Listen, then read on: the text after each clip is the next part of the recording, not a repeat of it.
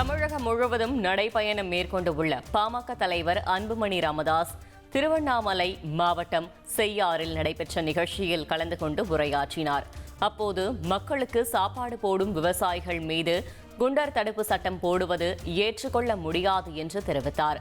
தமிழகத்தில் 10,62,200 கோடி ரூபாய் முதலீடு செய்யப்பட்டிருப்பதாக மிகப்பெரிய பொய்யை முதல்வர் ஸ்டாலின் சொல்லியிருக்கிறார் என்றும், திமுக செய்த ஒரே முதலீடு பொய் என்ற முதலீடுதான் என்றும் அவர் கூறினார்.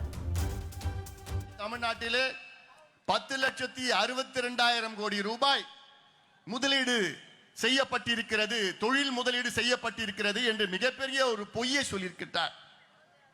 திமுக தமிழ்நாட்டில் செய்த ஒரே முதலீடு என்ன? பொய் என்ற ஒரு முதலீடு மட்டும்தான். திமுக தமிழ்நாட்டுக்கு செய்தது முதலீடு பொய் என்ற ஒரே முதலீடு மட்டும்தான். ஒரு பொய்யை மீண்டும் மீண்டும் மீண்டும் மீண்டும் சொல்லி அது கோயபல்ஸ் பிரச்சாரமாக சொல்லி மக்களை நம்ப வைத்து ஏமாற்றுகின்ற திமுக அரசு நிச்சயமாக இந்த தேர்தலிலே பாடத்தை புகட்டுவார்கள். இனி செல்லும் இடமெல்லாம் செய்தி. தந்தை டிவியின் வாட்ஸ்அப் சேனலை ஃபாலோ பண்ணினா செல்ல இருக்கும் இடமெல்லாம் செய்தி. இதோ QR கோட் இப்பவே ஸ்கேன் பண்ணுங்க, ஃபாலோ பண்ணுங்க.